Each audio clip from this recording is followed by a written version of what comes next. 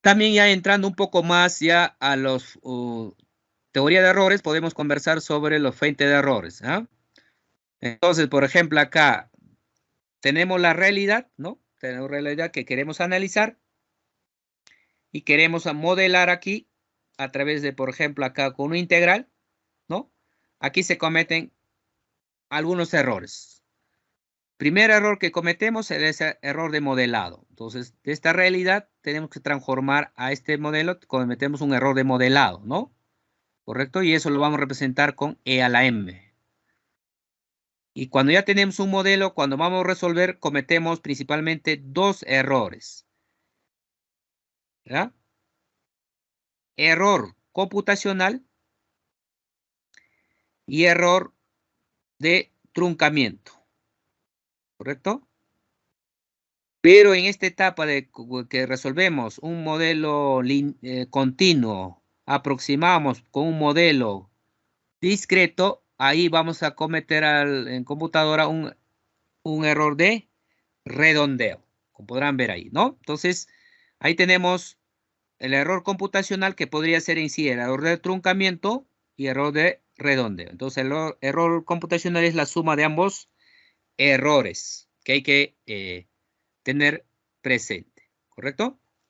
Entonces, esos errores hay que conceptualizarlos, ¿no es cierto? ¿No? Entonces, error computacional definimos como en general, ¿no? Entonces, valor real, aquí está, ¿no? Valor real es el valor aproximado más menos el error computacional. ¿Por qué ponemos más menos? Entonces, el error podemos cometer por exceso o por defecto. Entonces, el valor real que vamos a tener acá es igual, repito, el valor aproximado más menos el error computacional. Y ahora, ¿cómo lo medimos? Lo medimos con el error, por ejemplo, una forma es el error absoluto. ¿Ya? El error absoluto. Entonces, ese es tan solo aplicar, ¿no? El valor absoluto a la diferencia, ¿no? Del valor real menos el valor aproximado. Es el error absoluto que ya hicimos muchas veces, ya casi utilizamos, ¿no? ¿Correcto? Una característica que tiene es que obviamente, como estamos tan solo restando cantidades, obviamente el valor, perdón, el error absoluto tiene las mismas unidades de estos valores, ¿no es cierto? ¿No? Pero obviamente el error absoluto no es una buena forma de medir el error, que vamos a ver con este ejemplo. Por ejemplo, me dan aquí, ¿no? Por ejemplo, me dan aquí la función y me piden hallar el valor verdadero en esta evaluación, ¿ya? O perdón, el error verdadero, es decir, tenemos que calcular, este sería el valor verdadero y tenemos que calcular el valor aproximado de este. De aquí voy a poner derivada, pero aproximado en 3, ¿no? Este tenemos que calcular, ¿correcto? Y ese cálculo vamos a hacer también igual con la herramienta. Aquí. Aquí. A ver. Primero lo que hacemos es el borrar pantalla. Ya conocemos. Y aquí dos líneas. A ver, este es muy importante. En caso de octave, cuando uno trabaja con cálculo simbólico y luego quiere transformarlo en forma numérica, todavía hay pequeñas warning, ¿no? Algunas advertencias, ¿ya? Que nos saca cuando uno ejecuta. Entonces, para evitar eso, ponemos estas dos líneas de código, ¿correcto? Entonces, ese es para no nos muestre los conflictos que hay, los warring que hay, ¿correcto? Entonces, esta línea ya hemos explicado, leemos el cálculo simbólico. ¿Por qué vamos a utilizar el cálculo simbólico? Porque vamos a calcular la derivada, pues, de esa función, ¿no? Los cálculos simbólicos, paquete simbólico, leemos, decimos que nuestra variable va a ser x, definimos nuestra función. Recuerden, nuestra función es 2 veces exponencial de 0.5x. Ahí está. Calculamos la derivada, ¿ya? Y evaluamos la derivada, ¿ya? En el punto 3. A eso lo vamos a llamar y lo asignamos el valor derivada de f. Ahí lo voy a llamar. Aquí estoy evaluando la derivada en el punto 3. En otras palabras, es el valor verdadero, ¿no? Y eso, si quiero yo visualizarlo va a estar en forma simbólica este de acá, ¿no? Entonces, pero yo quiero visualizar en forma real. Ahí para eso lo aplicamos acá double, ¿ya? Este es para visualizar nada más este resultado que tenemos en forma real. Entonces eso lo voy a almacenar BB para indicar valor verdadero. Hasta aquí lo que tenemos es el valor de la derivada de esta función en el punto 3, es decir, este valor, ¿correcto? Ahora el siguiente paso lo que vamos a hacer es calcular la valor aproximada. Pero para un poco recordar una forma de aproximar la derivada tenemos aquí, ¿no? Tenemos cómo podemos aproximar la derivada. Podemos utilizar pues la definición de límite, ¿no? Aquí, definición, perdón, de derivada. H tiende a 0, f de x sobre h, ¿correcto? Si yo quiero en x sub 0, acá sería x sub 0, x sub 0. Entonces, en este caso sería igual, pero si le quitamos este límite sería una buena aproximación, una primera, podríamos decir, una forma de aproximar la derivada. Y eso es lo que vamos a utilizar en este caso. ¿Ya? A ver, aquí. Entonces aquí vamos a h, podríamos dar diferentes valores. Por ejemplo, aquí tomo 0.5. ¿Ya? Y evalúo justamente con esta formulita. ¿Ya? Esta formulita aquí, esto utilizo. ¿Y cómo se evalúa? El subs, ¿para qué se usa? El subs utilizamos para evaluar una función que está en forma simbólica. ¿Ya? Entonces ponemos sub, evaluamos la función f en 3 más h.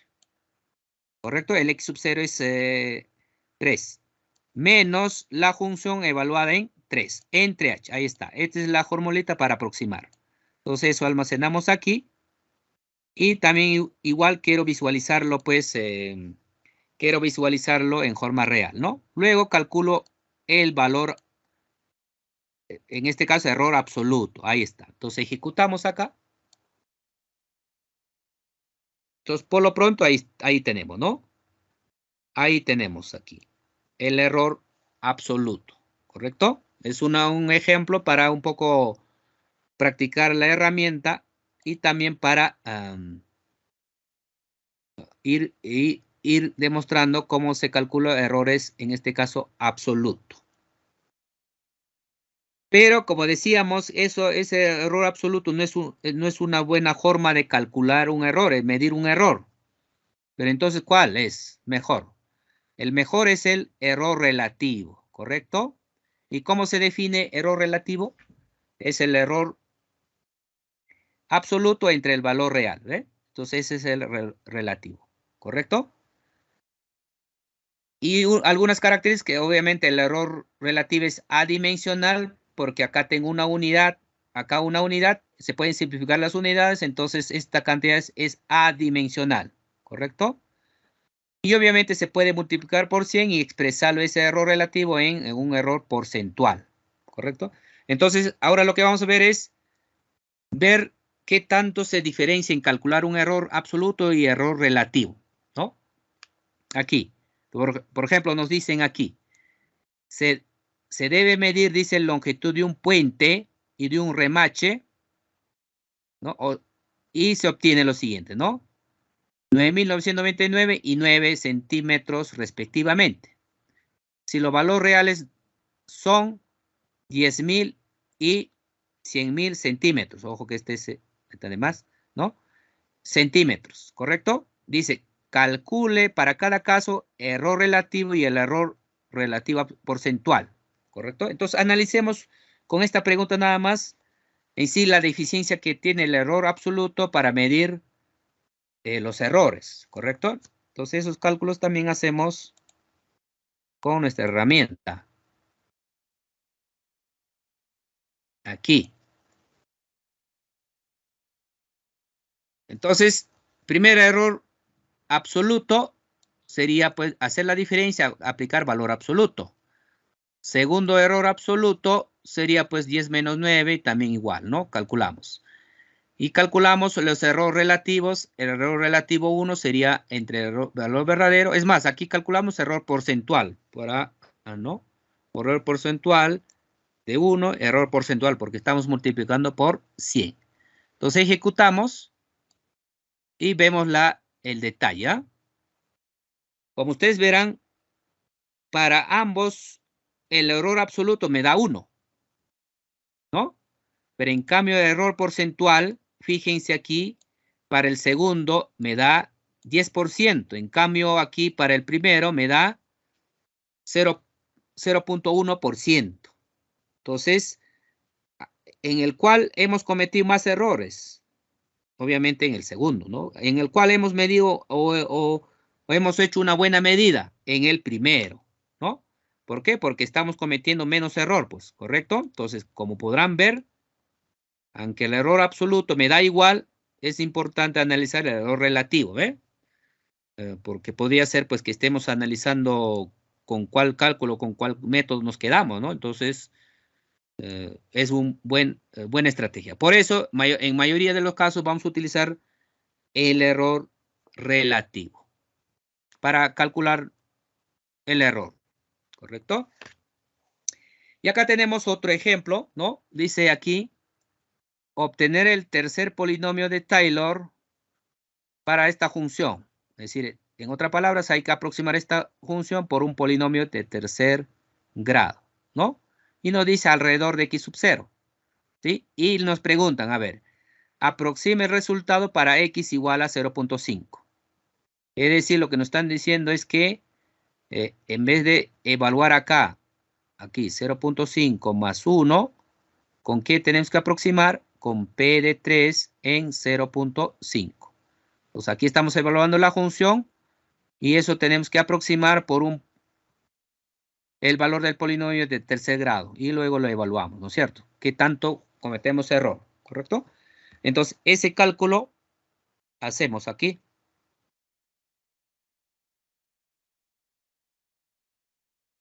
Aquí, a ver. Aquí, acá utilizamos más cositas, pero ya estamos explicando poco a poco, creo, ¿no? A ver, esto ya hemos utilizado, borramos pantalla, cargamos el cálculo simbólico, definimos nuestra variable simbólica, definimos nuestra función simbólica, graficamos nuestra función y vamos a graficar otras funciones, por eso, en este caso es para que nos dibuje grid, malla, ¿no? Y ponemos x sub 0, alrededor de este punto vamos a hacer, ¿no? Y vamos a evaluar en 0.5, un medio lo ponemos. Acá un detalle, a ver, este función que el Taylor que hemos estado utilizando, ¿no? Si me piden polinomio orden 3, por ejemplo, aquí hay que trabajar con 4, ¿ya? Es uno más, ¿ya? Es uno más, ¿correcto? Entonces eso hay que tenerlo presente. Si me piden de orden 2, entonces acá tengo que poner orden 2, sería acá, sería 3, ¿correcto? Entonces acá voy a definir N3, perdón, N4, porque me piden el problema, me piden, tengo que aproximar con un polinomio de grado 3. Así que N voy a poner 4. Y acá calculo el valor real, es decir, el valor real es evaluar la función en el punto, a ver, evaluar su variable x en este punto x sub i, acá está, en un medio sería el valor real, ¿sí? Y luego calculamos el polinomio con la función Taylor de Octave. Entonces, ¿qué pasamos aquí?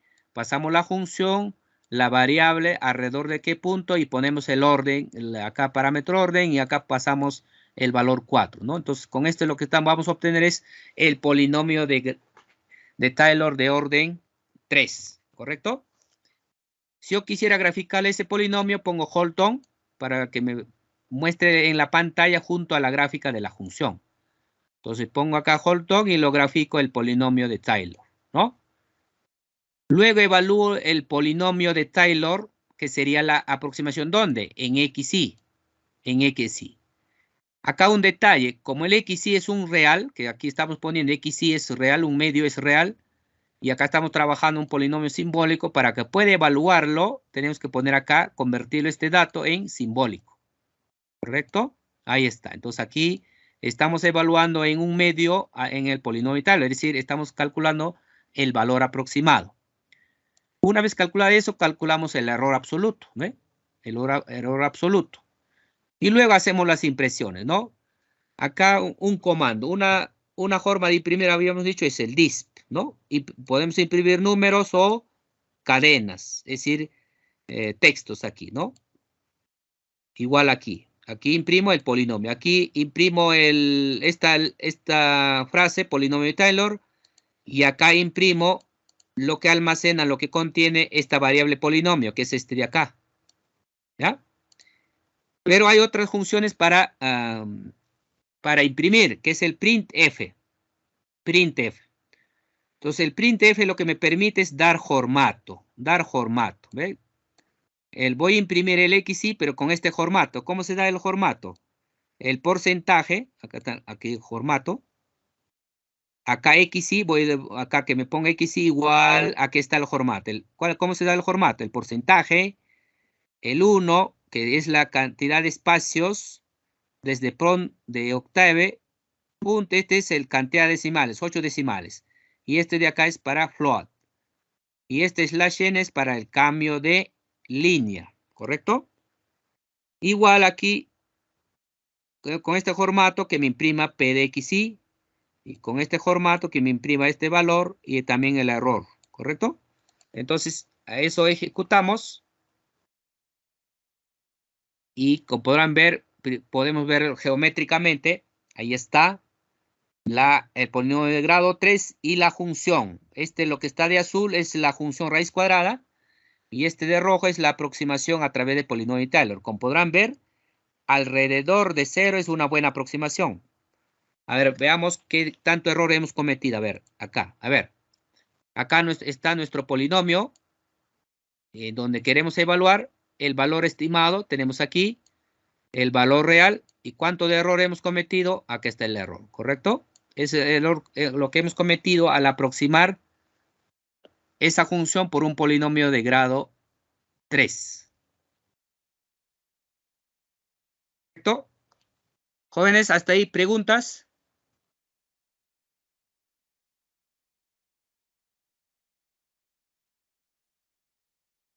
Creo que no, creo que se han ido todos, pero seguimos entonces. A ver, tienen que manifestarse, jóvenes, ¿ah? A ver, otro concepto, vamos a relacionar los conceptos que ya hemos estado viendo ya, ¿no? Por ejemplo, hemos visto ya lo que es error de truncamiento, error de redondeo, pero juntando eso con la número punto flotante, lo siguiente, ¿no? Por ejemplo, error de truncamiento, ¿a qué se refiere? Tengo un número punto flotante, tan solo en la matiza considero hasta cierto punto, ese es truncar, como su nombre indica, ¿no? Ahí está. Y el redondeo, igual tengo un número punto flotante, pues yo puedo considerar hasta aquí, pero el redondeo justamente aquí va a depender qué dígito le sigue, ¿no es cierto? Por ejemplo, en forma general es que si el dígito es menor que la base entre 2, si es menor queda tal como está, aquí hasta el dígito de n. Pero ¿qué pasa? El dígito siguiente es mayor que la base entre 2. Entonces se agrega 1, ¿no? Se agrega 1, ¿correcto? Eso es lo que conocemos. Por ejemplo, cuando la base es 10, ¿no? Lo que decimos, ¿no?